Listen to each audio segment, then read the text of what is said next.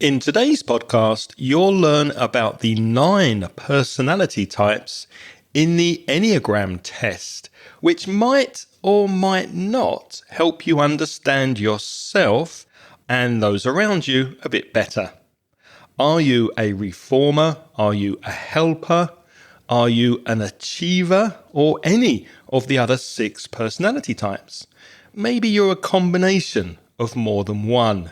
Today we'll find out in this episode of Aprender Inglés with Reza and Craig.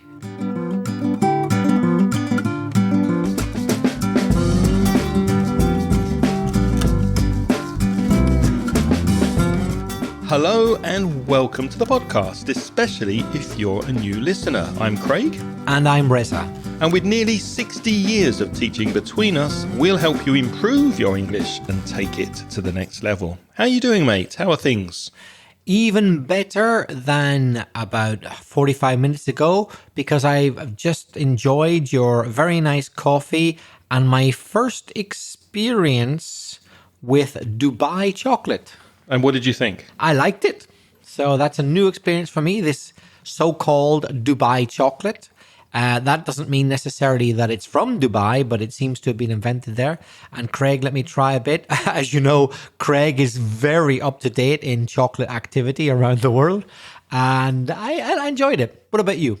Yeah, I like it too, although I would prefer it if maybe it wasn't so sweet. I found it just a bit too sweet. And speaking of chocolate, we want to say thank you. I want to say thank you to friend of the show, Carmen Roldan, for sending us a lovely gift of some chocolate for me and some fig rolls for you, Reza. Ooh, Carmen, you remember my favorite biscuits.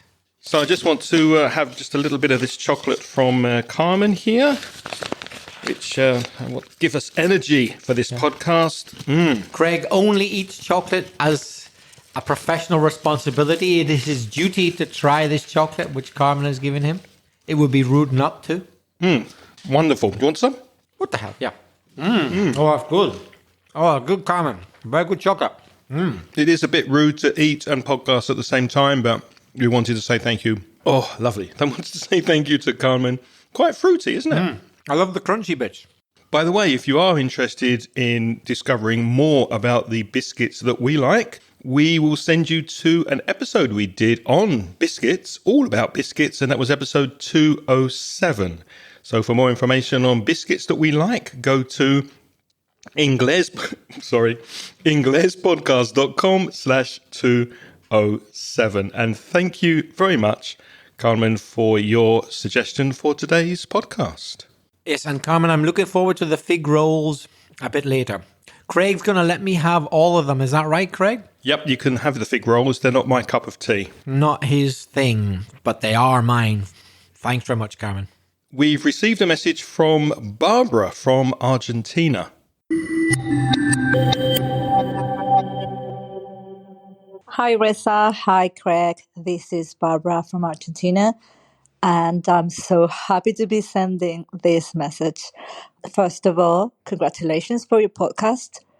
It's absolutely amazing. I really like it. The way you cover a variety of subjects. I don't know, like grammar, trending topics and stuff. It's absolutely amazing. Your contribution is really, really big. So thank you.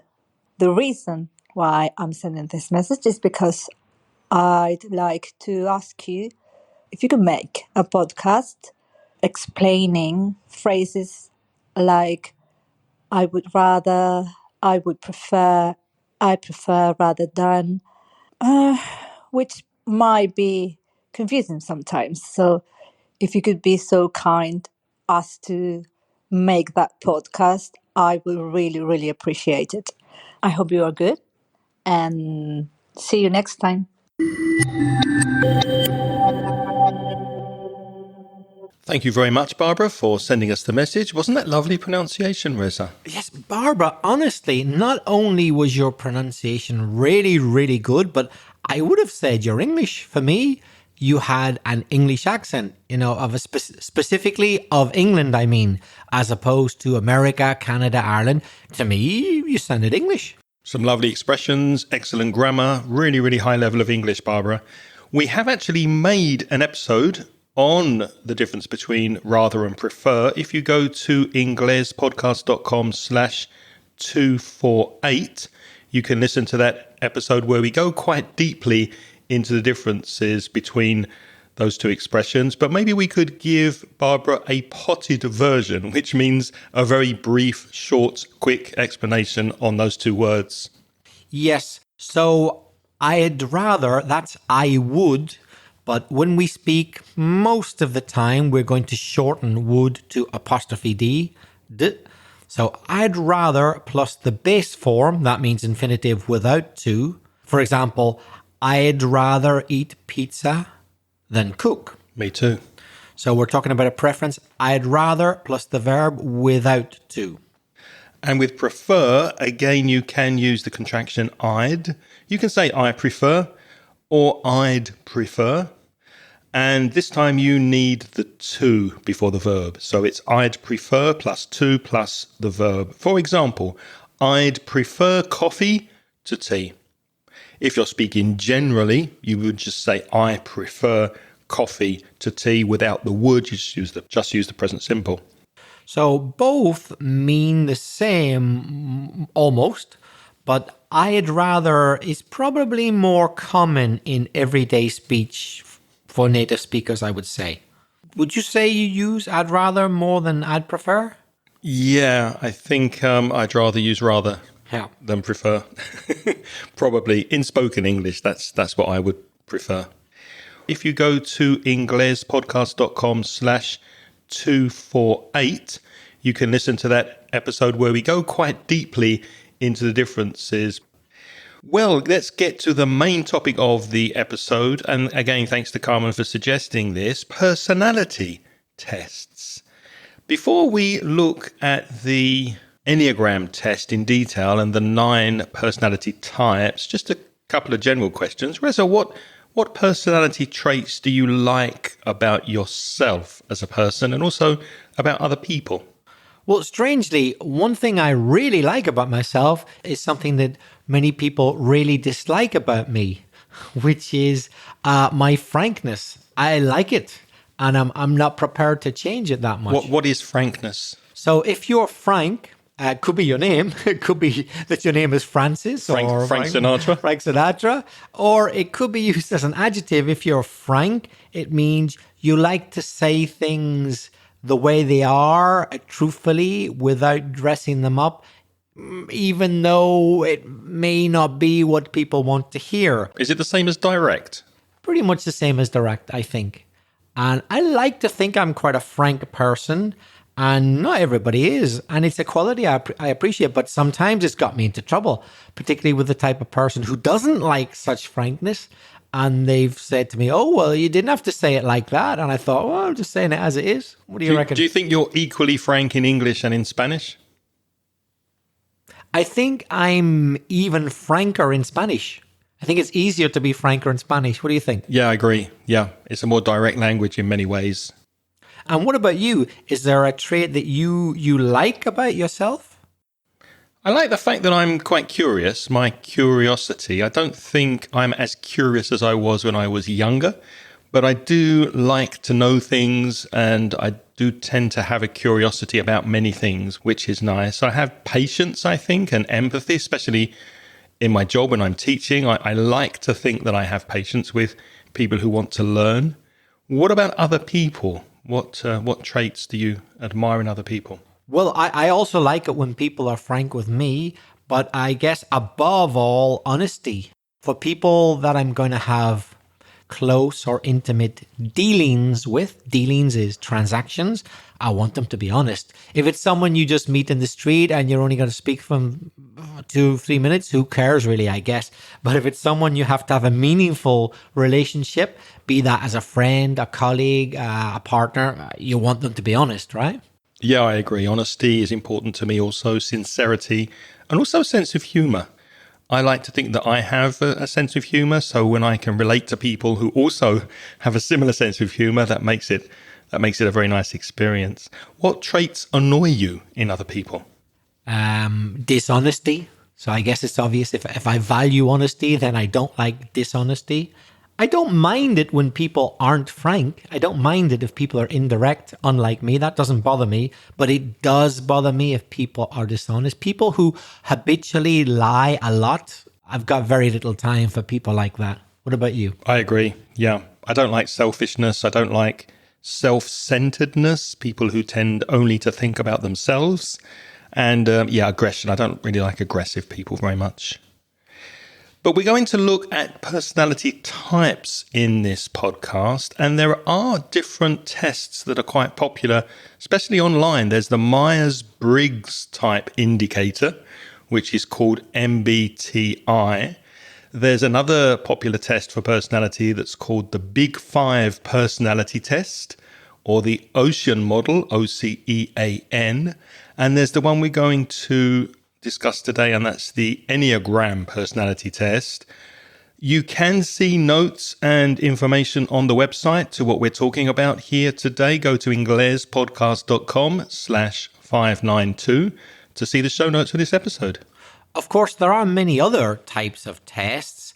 And I remember, back in the 1980s, 1990s, even when internet wasn't really used much, I liked to secretly borrow my sister's magazines, such as Cosmopolitan or something like that, and do the test to find out if I would be a good boyfriend or not.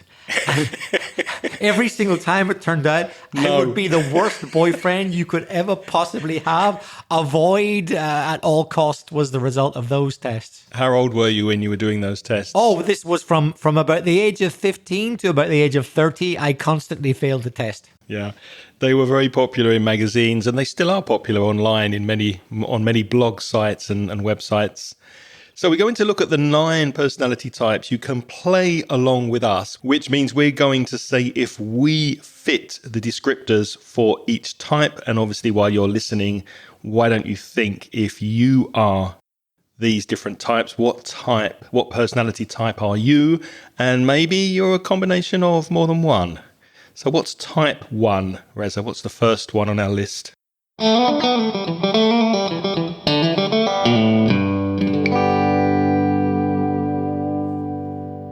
Let's take a quick break here because I know you listen to this podcast to take your English to the next level. But what about your speaking? Is your fluency improving? Are you happy with your speaking skills? My conversation course focuses on making you a more confident and more fluent English speaker.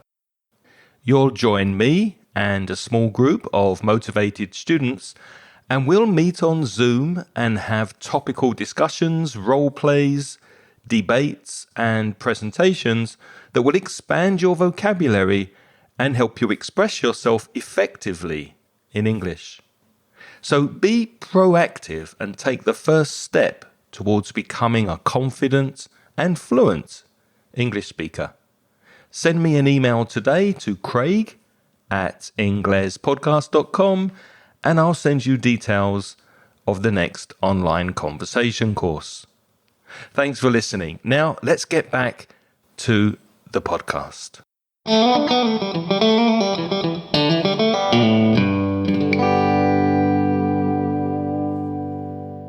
Let's kick off with the reformer. Now, a reformer, if you're a Spanish speaker, don't be fooled. It's not someone who's doing something to their house. No, it's not that. A reformer. A reformer, no. If you're the type 1, the reformer, that's people who want to do things the right way. So they like rules and order, organization. They're responsible, organized, and honest. And they sometimes feel worried if things are not perfect. So they always think that things could be better. They want things to be perfect. They want to reform things to make them better. Now, there's a link in the show notes, inglespodcast.com/592, to the website where you can take this test at truity.com. Go to the show notes for that. It takes about 20 minutes.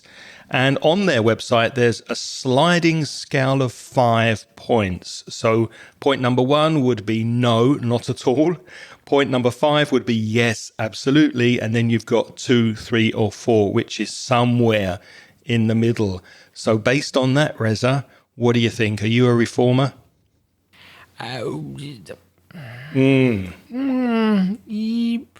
Yeah, a bit more than the middle, going towards the high end of the scale, I would say. I would say the same thing. I've put 3.5 out of 5. So I think a bit, but not totally. So there's something there that's in me, but not 100%.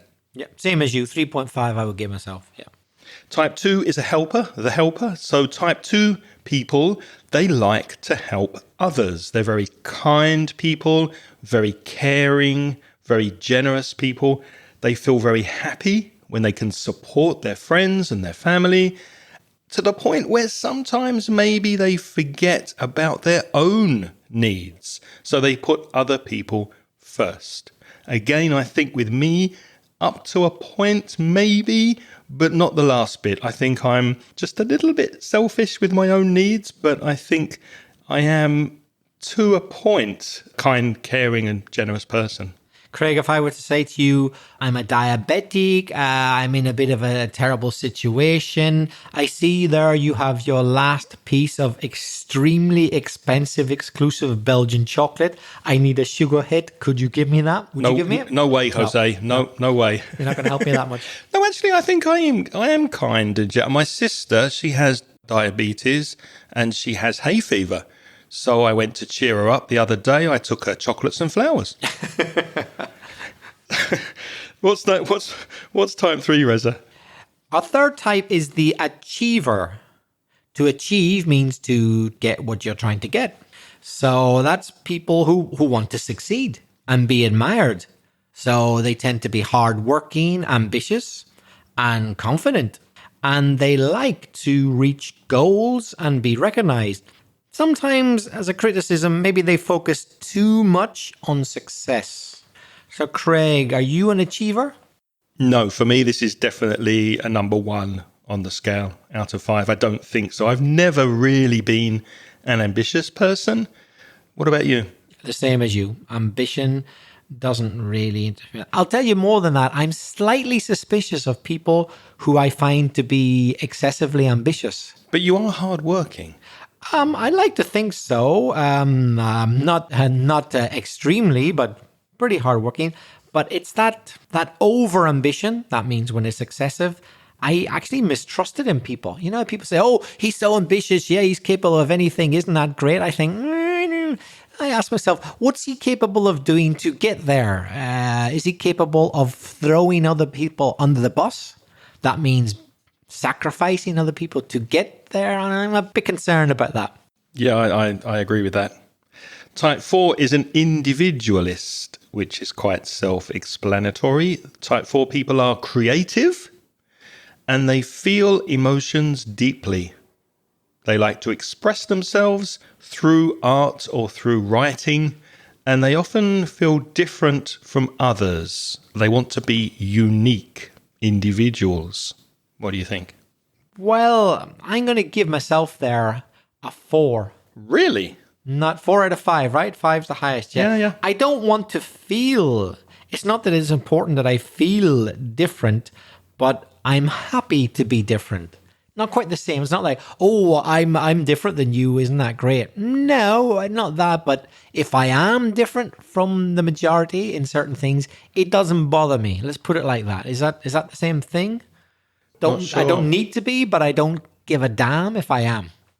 Yeah, I like to express myself. I think I'm quite creative, but I don't feel especially different from others. I don't really want to be unique, so I'd probably give myself a 1 or a 2 on that scale. Well, this is the thing. We're already beginning to come across faults in these tests because I don't want to be different either, but I think I am in some things, but I don't want to be. But I am. You see, we're going round in a circle. You get my point? Yeah. What score do I give myself? So where would you? So you give yourself a 4? I give myself a 4. Yeah. Okay, you're an individual. Individualist. Type 5 is the investigator. So these people like to understand the world. They are very curious, very thoughtful, and very independent. Investigators enjoy learning, and they think very carefully before they act, before they do something. And sometimes they keep their feelings private. I'd put myself maybe a 3 or a 4 for that one. What about you? I can give myself a 5. I'm going right to the top here. Wow. I'm very much an investigator. You're an investigator, Reza. Yeah. In fact, in another life, I'd love to be a professional investigator. I'd love it. Wow. A private eye. Yeah, a private dick. Yeah. I'd like to be private detective. Yeah. Yeah. Oh, I love investigating and things. This has been positive. Have you noticed? It's all a very positive spin. I'm an investigator. That sounds great. When you could say, what you mean is, Reza, you're a procrastinator. You have to think about something far too much before you actually do it. Yep, that's probably the truthful way of putting it. You know what I mean? You put things off. That phrasal verb, to put something off, is to postpone it, to procrastinate about things. My justification is, but I'm thinking about it, I don't want to rush into it. I want to make sure I know what I'm doing before I do it. The next one is a loyalist. What's the loyalist, Reza? What does that say? Well, Craig, I'm gonna exaggerate my accent for this. I would say, mate, be careful if you're going to call yourself a loyalist if you're in Belfast. I guess you could either be a loyalist or a Republican, but there's always going to be somebody who doesn't like your answer. So in Belfast, a loyalist is someone who's pro-British. Loyal to the crown. Loyal to the crown, and they're definitely not a Republican. But a more general meaning of loyalist is that you want to feel safe and secure. Obviously, you're loyal. That's why you're called a loyalist. You're responsible and hardworking. And loyalists often think about what might go wrong and they plan for it. So everything's under control, yeah? They're responsible, they're loyal. That's a loyalist. Where are you on the scale for that one? Let me stress again that we're not talking about Northern Irish politics, okay? Let me stress this. As a loyalist, I would put myself at about 4, I'd say. 3.5, 4. What about you? Well, we're scoring differently here. I would put myself maybe a 2. Yeah, I want to feel to an extent safe and secure, but I don't often think ahead of what might go wrong, and I don't plan too far ahead for things. I think I'm more spontaneous. But yes, loyal, responsible, and hardworking. Maybe a 3 then. Let's bump it up to 3 for me. Hey, Craig, you're going to love the next one. Brilliant. The enthusiast. Oh, Isn't that wow. great? Yes, Wow. I'm really enthusiastic to hear about this one, Reza. This is type 7, and the enthusiast, they love new experiences and adventure. Oh, this is me. This is me. They are optimistic, fun. Am I fun, Reza? You are fun, yeah. And energetic. Not in the mornings. They like to try new things and they like to enjoy life. Sometimes they avoid problems or hard feelings. Yes, I've got to give myself a 4 or 5 for that. I think that's me. I admit I'm probably only giving myself about a 3.5 here. I do love new experiences and adventure, but I can't lie, I'm not the most optimistic person in the world. Do you avoid problems? Yeah, I do sometimes, yeah. But I don't avoid hard feelings, As I say, I'm quite frank, but if I can avoid a problem, I will. Type 8 is the challenger. Tell us about the challenger. So these are people who are strong and confident. They're leaders, in fact, and they like to be in control. That's not you, no? No. Me neither, no. They protect themselves and others, and sometimes they can be direct or stubborn. That's you. You think so? You can be a bit stubborn at times. I guess I can be a little bit, yeah, but that's true. I guess that links into what I was saying. I like to be frank, and if you don't like the truth, well, bad luck, kind of thing. But I don't necessarily like to be in control. No, I don't like the idea of being in control of other people's life, but very much being in control of my own life. Yeah. Yeah. Well, what about you? Yeah. Well, I've given myself a 0 for that. 0 out of 5, 0. So that doesn't speak to me at all. Our final type 9, is a peacemaker. So these people like peace and harmony. They are very calm, very patient, and very easygoing. They avoid conflict and they like to keep everyone happy. Sometimes they forget about their own needs. Yeah, maybe a 3.5 or 4 for me. What about you? Yeah, about the same, about 3.5. Yeah, I'm so not bad at being a peacemaker. So I don't know if you identified with any of these in particular, or maybe a mixture of more than one. If you want to take the personality test, it's at truity.com. There's a link in the show notes. And it'll probably take at least 20-25 minutes to do the test. There's a long series of questions. And at the end of answering all those questions, it will put you into one or more of these 9 categories. And it will describe what kind of person you are. Is it definitely 100% free? Well, I started doing it and I got a bit bored after page 3. I think there were about 7 or 8 pages. So I didn't actually get to the end to find my results. I thought we could just do it quickly between us on the podcast. So I'm not sure if you need to give your email address or if you need to pay to get the result. I don't know because I didn't finish the test. See, I haven't done the Truity, but I did once get suckered into, that means fooled, doing something which appeared on YouTube or something. Said 5 minutes. I thought, I've got 5 minutes. Find out your personality, do the test, you get right there and go, great, now we got all the results. All you have to do now is send us your bank details of €10 and you get results. I thought, I can't believe I fell for that. And needless to say, I didn't. Like, I want to pay €10 so an algorithm tells me I should lead the rest of my life. Bugger that.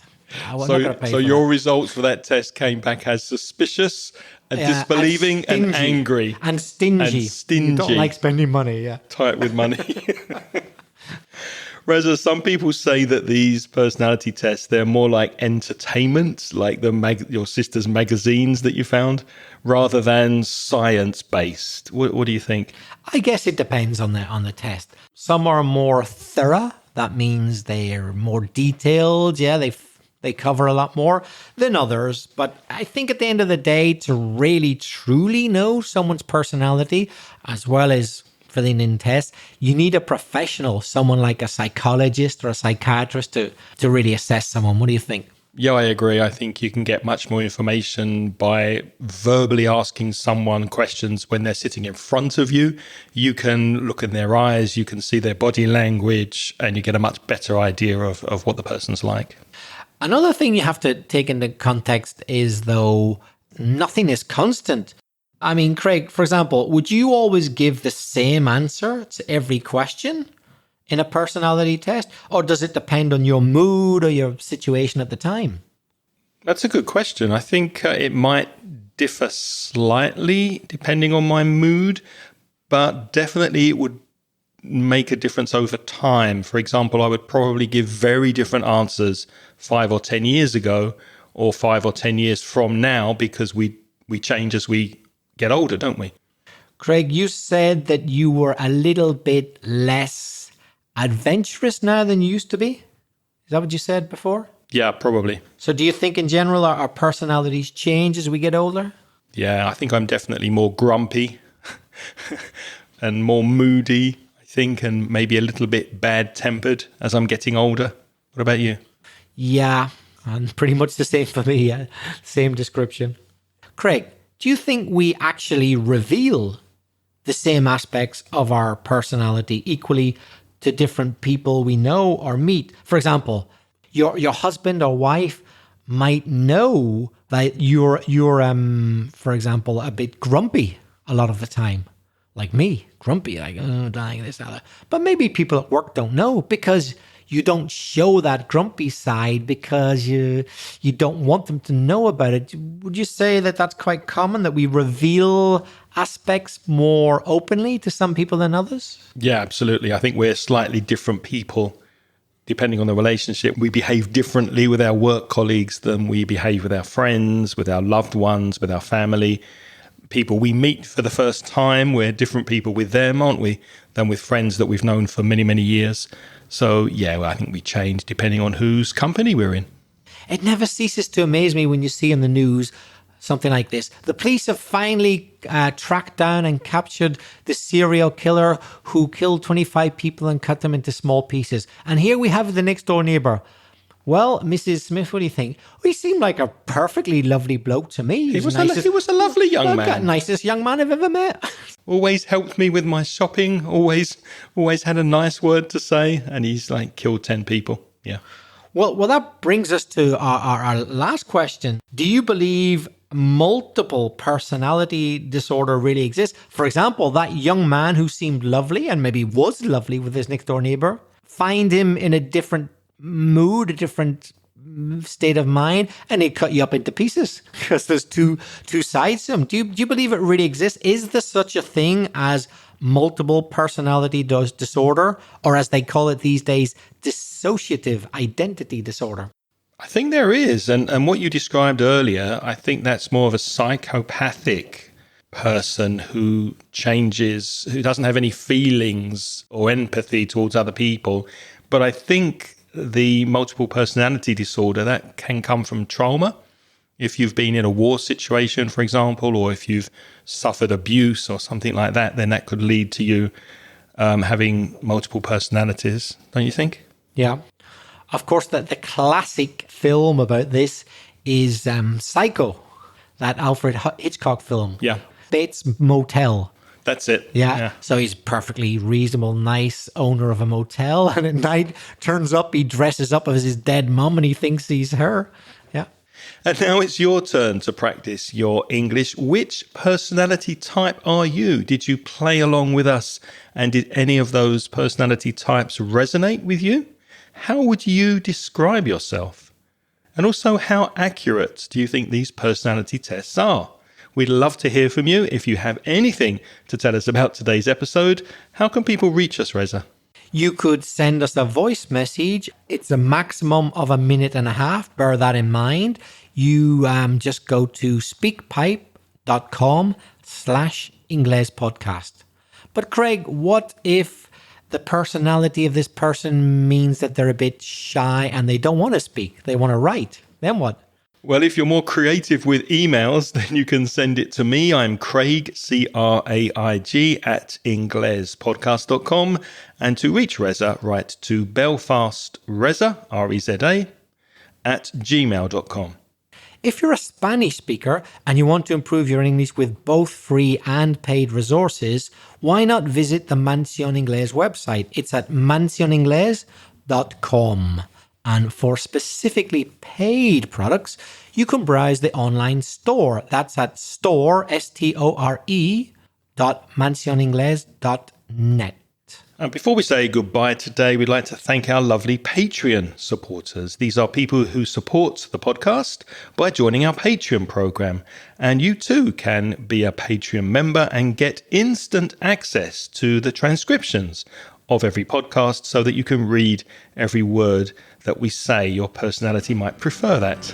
You also get a live Zoom chat once a month with me, just an informal conversation on Zoom so that you can practice speaking. For more information, go to patreon.com, patreon.com/Ingles podcast. We would like to name every single one of our Patreon sponsors and say thank you to all of you, but we don't have time. So we're just going to mention our 2 most recent supporters who've joined us this month, and they are Sonia and Manuel del Olmo. Now, next week, I'm absolutely sure 100% it's going to be the best, fantastic, wonderful, the best podcast ever recorded. So what's next week's topic, Reza? Next week's about exaggeration and hyperbole. So join us for next week's podcast. Until then, have a wonderful week. It's goodbye from me. And it's bye-bye from me. If you enjoyed this podcast, please mention it to a friend so that more people can listen. And the music this week is by Pitts. The track is called See You Later.